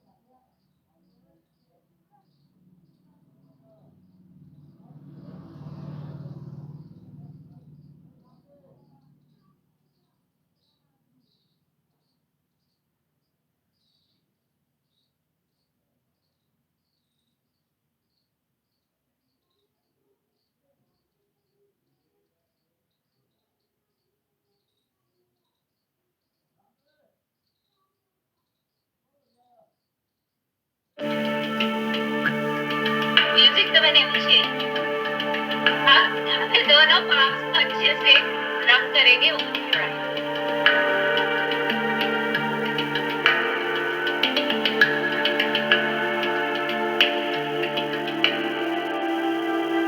Thank you so much everyone. Have a great day. I'll see you soon. Take care. Bye.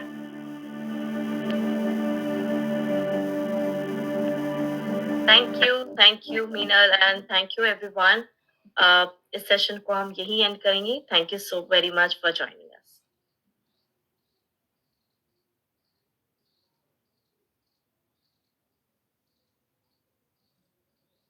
जैसे कि कहा जाता है कि your network is your net worth, और इस नेटवर्थ को बनाने के लिए आपको नेटवर्क बनाना पड़ता है, और नेटवर्क बनाने के लिए आपको लोगों से बातचीत करनी पड़ती है। और जहां लोगों से बातचीत का सवाल आया, वहीं हम में से कई सारे ढेर हो जाते हैं। ऐसा आपके साथ भी होता है? अगर होता है तो आज की ये समरी आपकी सारी टेंशन, सारी प्रॉब्लम दूर कर देगी। किसी भी अजनबी से बात करना कभी कभी बड़ा अजीब लगता है, लेकिन आपको कभी ना कभी अपने करियर या बिजनेस के सिलसिले में अनजान लोगों से घुलना मिलना पड़ता है। दोस्त बनाने या लंबे समय के रिश्ते बनाने के लिए भी इस स्किल की जरूरत होती है। इसलिए आपको चाहिए कि अपने मन से डर को निकाल दें। लेकिन सवाल यह है कि कन्वर्सेशन शुरू कैसे किया जाए, आपको क्या बोलना चाहिए, और इससे भी इंपॉर्टेंट क्या नहीं बोलना चाहिए। लाइफ को बेहतर बनाने के लिए कन्वर्सेशन स्किल्स बेहद काम आती हैं। इससे आपको मनपसंद पार्टनर मिल सकता है, जॉब में प्रमोशन मिल सकती है, या कोई अच्छी बिजनेस डील भी हासिल हो सकती है। पर यह आपके कॉन्फिडेंस को बढ़ाने में मदद करता है। और आज की ये बुक समरी आपको अच्छी कन्वर्सेशन स्किल डेवलप करने में मदद करेगी। इस बुक की ऑथर डेबरा फाइन एक कन्वर्सेशन एक्सपर्ट, स्पीकर और राइटर हैं। वो मल्टी डॉलर कंपनीज, ऑर्गेनाइजेशन और लोगों को ट्रेनिंग प्रोग्राम देती हैं। वो ऐसे वर्कशॉप और सेमिनार भी कंडक्ट करती हैं जहां कम्युनिकेशन स्किल्स पर फोकस किया जाता है। तो आइए बिना देर किए शुरू करते हैं आज की book summary, the fine art of small talk bye Debra fine. लोगों के कन्वर्सेशंस यानी कि बातचीत शुरू न करने के पीछे कई कारण हो सकते हैं। हो सकता है कि वे शर्मीले स्वभाव के हों, या वो खुद को स्टूपिड न दिखाना चाहते हों, या शायद उन्हें यह समझ नहीं आता कि क्या बात करनी चाहिए। ये सारे कारण वाजिब हैं। हालांकि ये सारे कारण उस वक्त गायब हो जाएंगे जब आप जान जाएंगे कि अच्छी तरह से बातचीत कैसे की जाती है। ये जरूरी नहीं है कि हर कोई अच्छी कन्वर्सेशन स्किल्स यानी बात करने की कला के साथ पैदा हुआ हो। कई बार आपको ये स्किल सीखनी भी पड़ती है। इस समरी में आप सीखेंगे कि किसी से स्मॉल टॉक करते वक्त किस तरह का माइंडसेट रखना चाहिए। आप सीखेंगे कि अजनबियों से कैसे बातचीत की जाए, और सबसे इंपॉर्टेंट बात यह है कि आपको यह पता चलेगा कि अच्छी कन्वर्सेशन को मेंटेन कैसे करना चाहिए।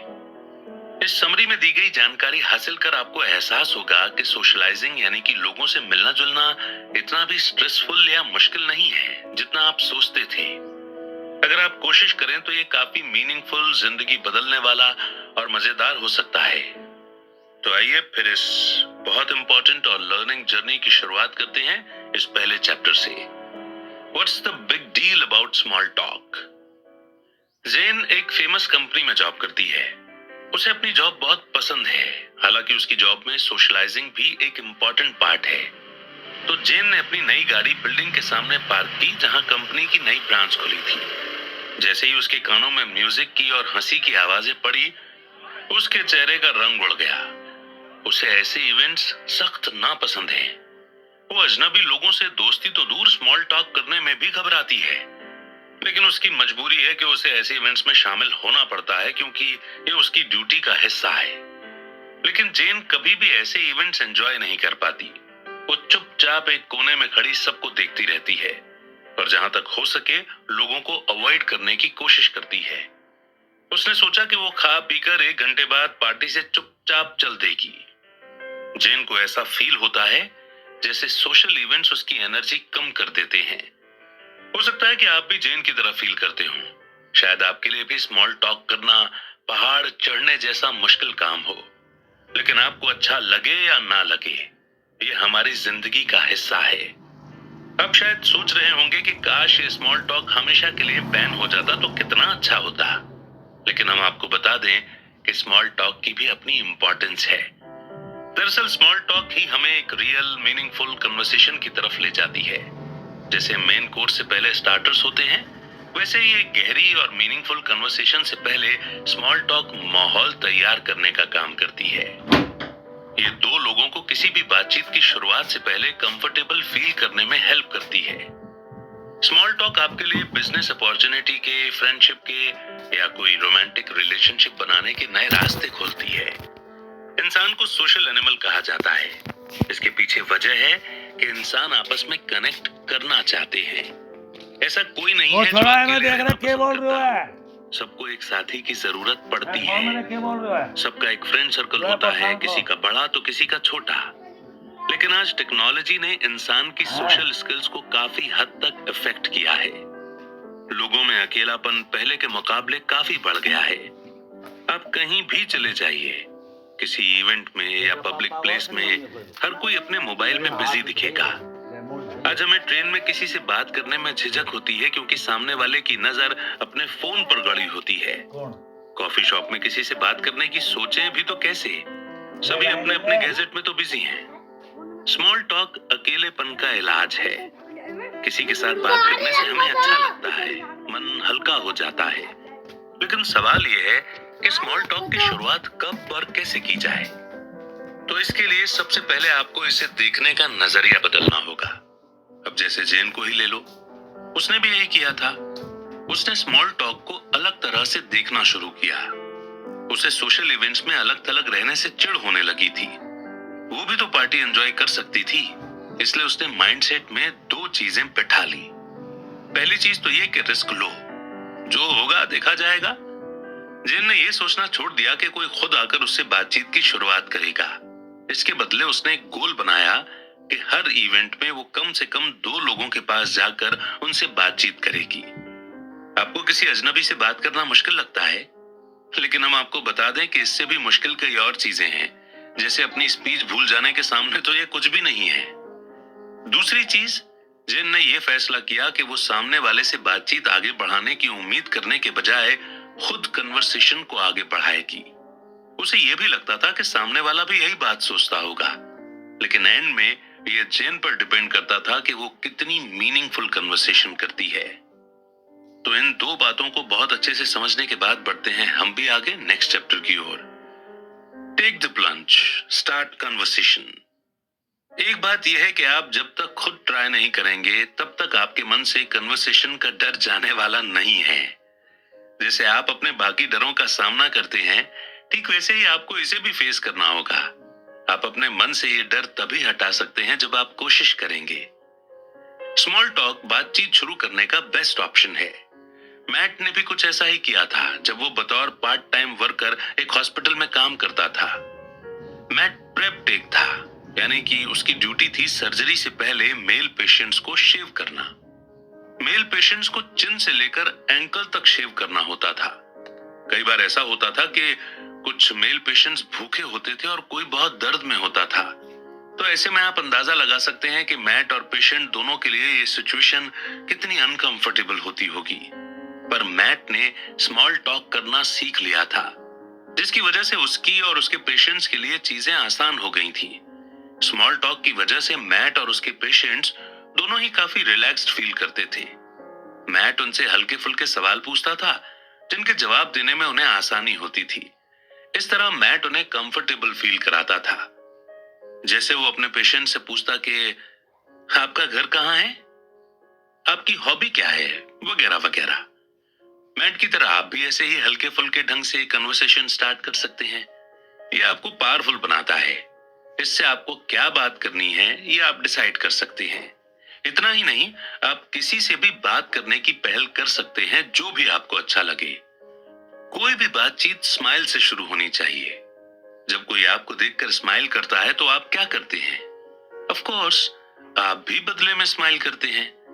बस सामने वाले को देखकर स्माइल कीजिए और आई कांटेक्ट मेंटेन कीजिए। ये दो एक्शन रेपो बनाते हैं। यानी दूसरे शब्दों में कहें तो आप सामने वाले को हिंट दे रहे हैं कि आप उससे बात करने में इंटरेस्टेड हैं। क्या आपको स्माइल करना और आई कांटेक्ट बनाना अजीब लगता है? कोई बात नहीं, आप बेबी स्टेप्स ले सकते हैं। अपना कॉन्फिडेंस बढ़ाने के लिए शुरू में 10 लोगों को देखकर स्माइल करो। अभी आपको उनसे बात नहीं करनी है, सिर्फ स्माइल करना है।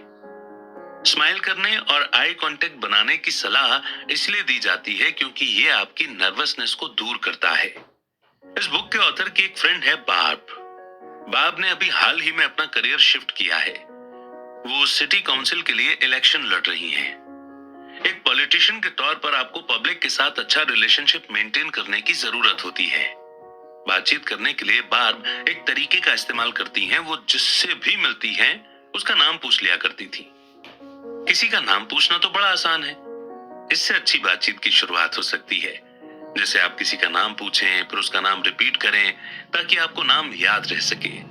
जैसे एग्जाम्पल के लिए आप किसी से मिले, उसका नाम मिशेल है, तो आपको बोलना है आपसे मिलकर खुशी हुई मिशेल। किसी का नाम पूछना एक बेसिक मैनर है, लेकिन नाम याद रखने से आप उस इंसान को स्पेशल फील कराते हो। बाप की मेमोरी काफी शार्प है, इसलिए उसे आसानी से नाम याद रह जाते हैं, लेकिन हर किसी की बार्ब जैसी शार्प मेमोरी नहीं होती। बार्ब एक लोकल इवेंट में एक आदमी से मिली जिसका नाम था मार्क। दोनों के बीच काफी इंटरेस्टिंग बातचीत हुई। फिर वही आदमी बार्ब को एक लोकल इवेंट में दोबारा दिखा। बार्ब ने उसे देखकर स्माइल किया और उसके पास गई, और यही वो मौका था जब बार्ब ने काइंडनेस दिखाई। उसने उस आदमी का नाम लेकर अपना नाम भी उसे याद दिला दिया था, ताकि वो आदमी ये सोचकर न घबरा जाए कि उसे बार्ब का नाम याद नहीं है। बार्ब ने उसे कहा, हेलो मार्क, फिर से देखकर अच्छा लगा, मेरा नाम बार्ब है। ये एक अच्छी टेक्निक है ताकि सामने वाला पूरी तरह से बातचीत पर फोकस कर सके। जैसे यहां मार्क को बार्ब का नाम याद करने में टाइम नहीं लगाना पड़ा। Keep the conversation going. अब आपको पता है कि कन्वर्सेशन स्टार्ट करने के लिए क्या करना चाहिए। अब बारी आती है थोड़े मुश्किल पार्ट की। आप इसे कंटिन्यू कैसे रखेंगे? कन्वर्सेशन मेंटेन रखने के लिए ऐसे मान लो जैसे आपने सामने वाले को अपने घर पर इनवाइट किया है, तो एक होस्ट होने के नाते आपका फर्ज बनता है कि आप उन्हें जितना हो सके कंफर्टेबल फील कराएं। हैरी को भी शुरुआत में काफी शर्म आती थी। कोई बर्थडे पार्टी हो या कंपनी इवेंट, वो एक कोने में खड़ा रहता था। फिर उसने स्माइल करना और सबसे आई कांटेक्ट बनाना सीखा। वो स्माइल करता तो लोग भी वापस स्माइल करते थे। इससे हैरी रिलैक्स महसूस करता था। फिर उसे समझ में आ गया कि वो भी बातचीत शुरू कर सकता है। वो पार्टी में बातचीत शुरू करने के लिए किसी ऐसे इंसान को चूज करता जो किसी और के साथ बिजी ना हो या किसी और से बात ना कर रहा हो। फिर हैरी उसके पास जाकर डायरेक्ट स्टार्टिंग स्टेटमेंट से बातचीत शुरू कर देता। कॉमन स्टार्टिंग स्टेटमेंट के कुछ एग्जाम्पल हैं। आज का दिन कितना सुहाना है ना? या वाह क्या बढ़िया इवेंट है। आप इस टाइप के स्टार्टिंग स्टेटमेंट यूज कर सकते हैं। हालांकि इनसे लंबी बातचीत करना मुश्किल है, लेकिन डायरेक्ट स्टार्टिंग स्टेटमेंट से सामने वाले को और बात कहने का मौका मिल जाता है। डायरेक्ट स्टार्टिंग स्टेटमेंट का एक एग्जाम्पल है, आज मौसम बड़ा अच्छा है। आपको कौन सा मौसम पसंद है? या फिर आप कुछ यूं कह सकते हैं, क्या बढ़िया प्रोग्राम है ना? वैसे आपको कौन सा पार्ट सबसे अच्छा लगा? एक अच्छे डायरेक्ट स्टार्टिंग स्टेटमेंट को किसी और चीज के साथ भी जोड़ा जाना चाहिए। और ये चीज क्या है? एक बड़ी ही दिलचस्प कहानी को न्यूज में दिखाया गया था। एक आदमी ने अपनी शर्ट के नीचे माइक्रोफोन छुपा रखा था। यह आदमी एक पार्टी में गया और इस पार्टी में वो एक मिशन के साथ गया था कि उसे वहां मौजूद ज्यादा से ज्यादा औरतों से बात करनी थी। साथ ही उसे हर औरत का ज़ोडिएक साइन पूछकर कन्वर्सेशन स्टार्ट करनी थी। 1970 के डिकेड में ये एक फेमस पिकअप लाइन हुआ करती थी। किसी लड़के को अगर किसी लड़की से बात करनी होती थी तो वो यही ट्रिक आजमाता था। हालांकि आज के टाइम में ये एक फ्लॉप आइडिया साबित होगा, लेकिन तब की बात और थी। वो आदमी अपने मिशन में काफी हद तक सक्सेसफुल रहा। हर औरत उससे बड़ा इंटरेस्ट लेकर बात कर रही थी। वो उसे अपना ज़ोडिएक साइन बताती और बदले में उसका पूछती। तो उस आदमी ने ऐसा क्या किया था? असल में जिस औरत से भी वो बात करता था वो उसमें सच्ची दिलचस्पी दिखाता था। उसने बड़े गौर से सब औरतों की बातें सुनी और उन्हें स्पेशल फील कराया। यानी एक डायरेक्ट स्टार्टिंग स्टेटमेंट के अलावा आपको ऐसा दिखाना है कि आप सामने वाले की बातों में गहरी रुचि ले रहे हैं। जितना ज्यादा वो आदमी इंटरेस्ट शो कर रहा था, उतना ही ज्यादा औरतें उससे खुलकर बातें कर रही थी। असल में लोगों को एनकरेजमेंट की जरूरत होती है और ये एनकरेजमेंट आपको उन्हें देना चाहिए। हालांकि कॉन्फिडेंस बढ़ने में थोड़ा टाइम लग सकता है। इस कहानी के हीरो में कुछ खास कॉन्फिडेंस नहीं था, इसलिए आपको कॉन्फिडेंस बढ़ाने के लिए प्रैक्टिस करते रहना होगा। ज्यादातर लोगों को एक ही टेंशन होती है, अगर हमारे बीच कुछ भी कॉमन नहीं हुआ तो। जो लोग ऐसा सोचकर डरते हैं वो सिचुएशन को और भी खराब कर देते हैं। लेकिन किसी भी अजनबी और हमारे बीच कोई ना कोई एक चीज तो जरूर कॉमन होगी, बस आपको वो चीज ढूंढनी है। और जब तक आप बातचीत नहीं करेंगे तो आप उस चीज को कैसे ढूंढ पाएंगे? अब जैसे यहाँ हम ऑथर डेब्रा और बॉब का एग्जाम्पल लेते हैं। बॉब उस प्रोग्राम को अटेंड कर रहा था जिसे डेब्रा कंडक्ट कर रही थी। वो अक्सर लोगों को कन्वर्सेशन स्किल्स में हेल्प करने के लिए प्रोग्राम बनाया करती थी। बॉब ये प्रोग्राम इसलिए अटेंड कर रहा था क्योंकि ये उसकी जॉब के लिहाज से जरूरी था। इसके अलावा प्रोग्राम के टॉपिक में बॉब को इंटरेस्ट भी था। क्योंकि बॉब अभी अभी एलिजाबेथ कोलोराडो में शिफ्ट हुआ था, इसलिए वो काफी अकेलापन फील करता था। वो नए लोगों से मिलना चाहता था, दोस्त बनाना चाहता था और इसलिए बॉब अपनी कन्वर्सेशन स्किल्स को इम्प्रूव करना चाहता था। डेब्रा ने उससे कहा कि वो भी पहले एलिजाबेथ कोलोराडो में रहती थी। उसने बॉब से पूछा कि वो कोलोराडो में एग्जैक्टली कहाँ रहता था। बॉब ने बताया कि वो पोंड्रोसा पार्क एस्टेट्स में रहता था और उसने ओवरलुक रोड पर एक हाउस लिया है। डेब्रा हैरानी से हंस पड़ी, क्या इत्तेफाक था। तो बॉब ने उसका पुराना घर खरीदा था। डेब्रा को यह बात मालूम नहीं थी क्योंकि उसके एक्स हस्बैंड ने यह डील की थी। तो देखा आपने, अगर आप ट्राई करेंगे तो आपको किसी न किसी में कुछ न कुछ तो कॉमन मिल ही जाएगा और इसी को बेस बनाकर आप उस इंसान से एक मीनिंगफुल और इंटरेस्टिंग बातचीत शुरू कर सकते हैं। नेक्स्ट चैप्टर है let's give them something to talk about. जैसा हमने पहले भी बताया है कि कन्वर्सेशन स्टार्ट करना आपके ऊपर है। आप स्माइल करोगे, आई कांटेक्ट बनाओगे और डायरेक्ट स्टार्टिंग स्टेटमेंट यूज करोगे, लेकिन इसका मतलब यह नहीं है कि कन्वर्सेशन पूरी तरह आप पर डिपेंडेंट है। स्मॉल टॉक के लिए एक बढ़िया टिप है, लोगों को अपने बारे में बताने का मौका दीजिए। हर कोई अपने बारे में बात करना चाहता है, इसलिए आपको उन्हें यह मौका देना चाहिए। ठीक यही चीज टोनी करता है जब उसे अपनी टीनेजर बेटी से बात करनी होती है। किसी टीनेजर से बात करना टेढ़ी खीर है। टीनेज बच्चे मूडी होते हैं, या तो बात करते नहीं और करेंगे भी तो शॉर्ट सेंटेंस में करते हैं। इसीलिए टोनी हमेशा ऐसे सवाल पूछता है जिनका जवाब हाँ या नहीं में नहीं दिया जा सकता। इन्हें ओपन एंडेड क्वेश्चंस कहा जाता है। ओपन एंडेड क्वेश्चन व्हाई यानी कि क्यों और हाउ यानी कि कैसे शुरू होते हैं। ओपन एंडेड सवाल पूछने से टोनी को दो फायदे होते हैं। एक तो ये कि कन्वर्सेशन चलती रहती है और दूसरा उसकी बेटी को फ्रीडम मिल जाती है कि वो क्या शेयर करना चाहती है और क्या नहीं। मान लो टोनी की बेटी स्कूल से घर आई और टोनी उससे पूछता है कि उसका दिन कैसा रहा, तो उसकी बेटी लिली जवाब देगी ठीक ही था। बस सारी कन्वर्सेशन यहीं खत्म हो जाएगी। लेकिन टोनी अपने ओपन एंडेड सवाल यूज करता है। वो लिली से पूछता है कि आज तुम्हें स्कूल में क्या अच्छा लगा। लिली कन्वर्सेशन अवॉइड करने के लिए बोल सकती है कि मुझे नहीं पता, लेकिन टोनी बार बार पूछता रहेगा कि आज तुम्हें क्या अच्छा लगा। फिर उसने पूछा कि आज तुम्हें कौन सी क्लास में सबसे ज्यादा मजा आया। लिली बताती है कि आज उसे साइंस क्लास में बहुत मजा आया। टोनी ने फिर पूछा, साइंस क्लास में ऐसा क्या हुआ कि तुम्हें बहुत मजा आया।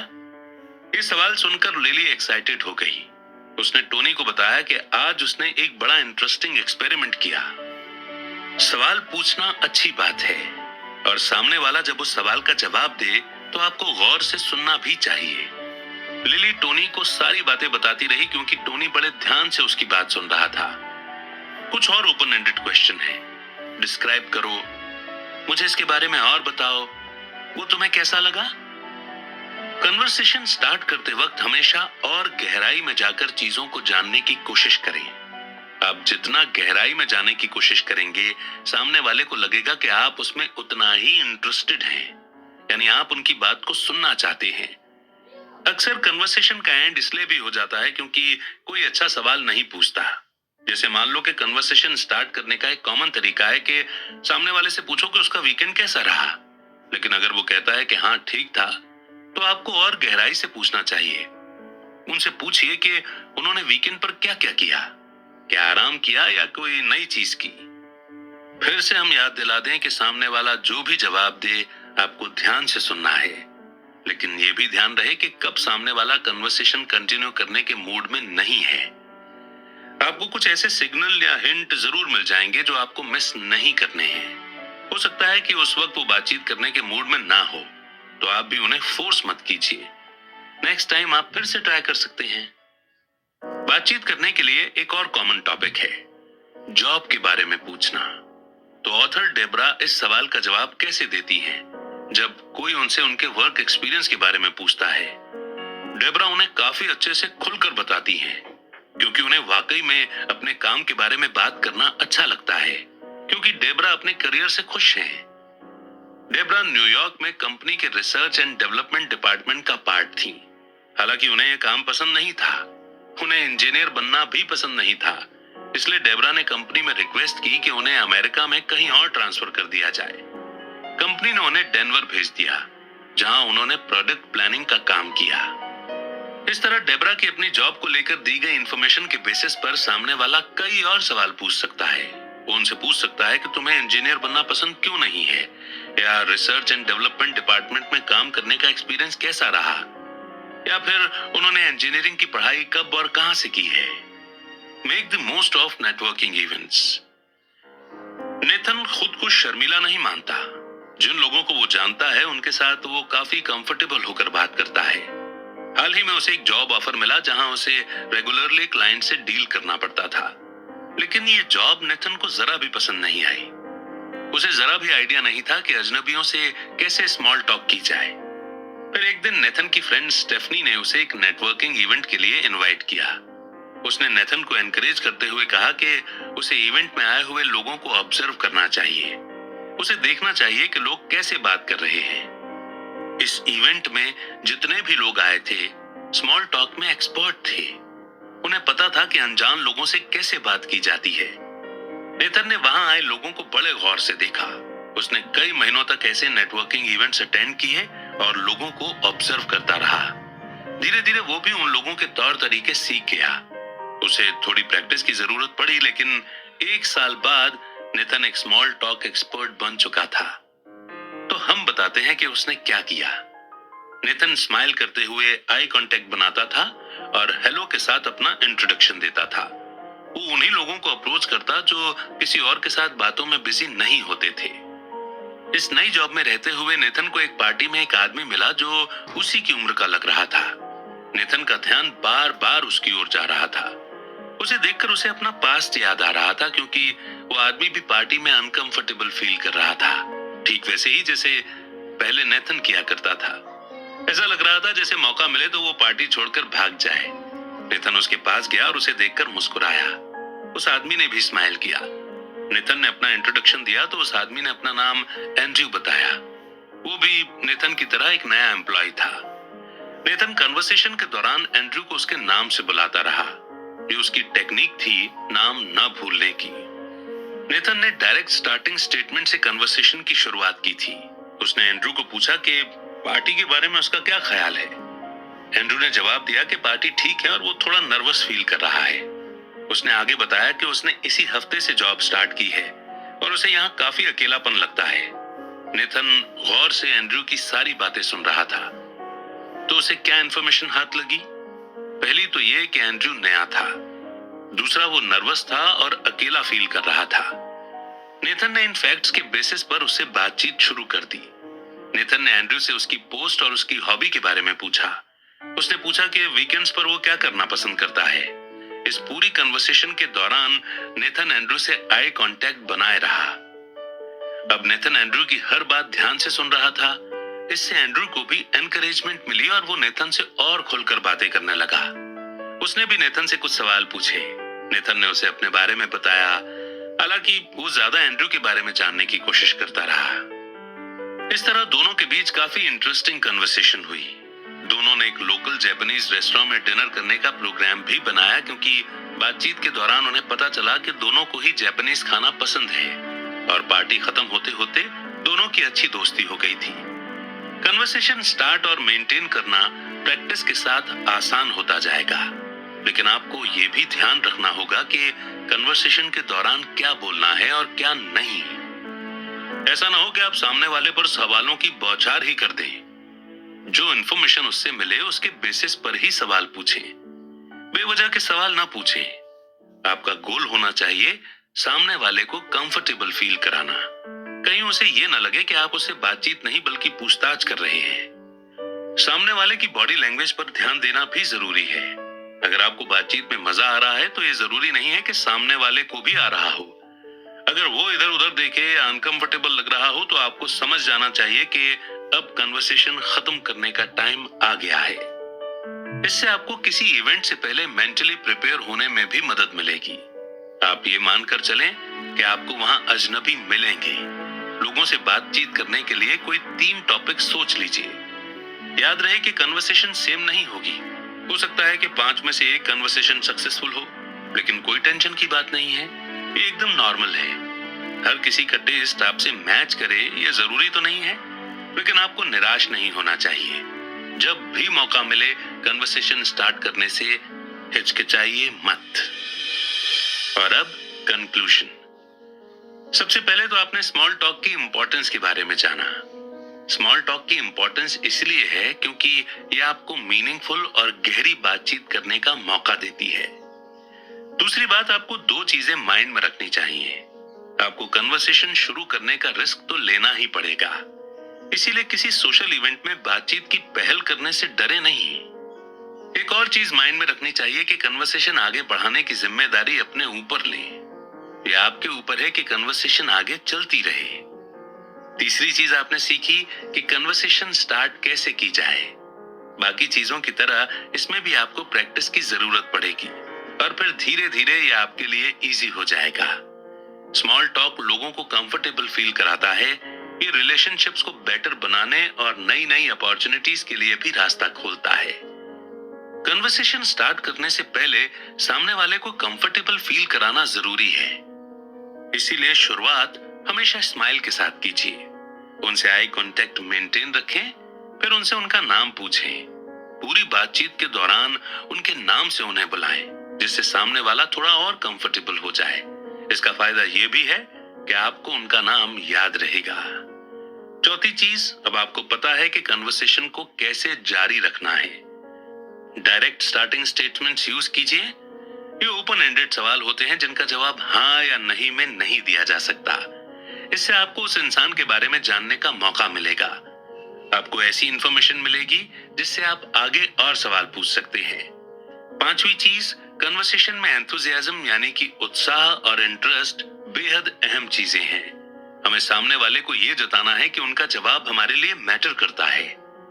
अच्छी कन्वर्सेशन स्किल्स आपको लाइफ के हर मोड़ पर काम आएंगी। अब आपको वो सारे टूल्स पता हैं जिससे आप कन्वर्सेशन स्टार्ट और मेंटेन कर सकते हैं। हो सकता है कि पहली बार इन टूल्स को ट्राई करते वक्त आप थोड़ा सेल्फ कॉन्शियस फील करें, लेकिन प्रैक्टिस के साथ ये आपको काफी आसान लगने लगेगा। बातचीत में माहिर होना आपके लिए अनलिमिटेड अपॉर्चुनिटी के रास्ते खोलता है और सबसे इंपॉर्टेंट बात यह है कि आपकी लाइफ चेंज कर सकता है।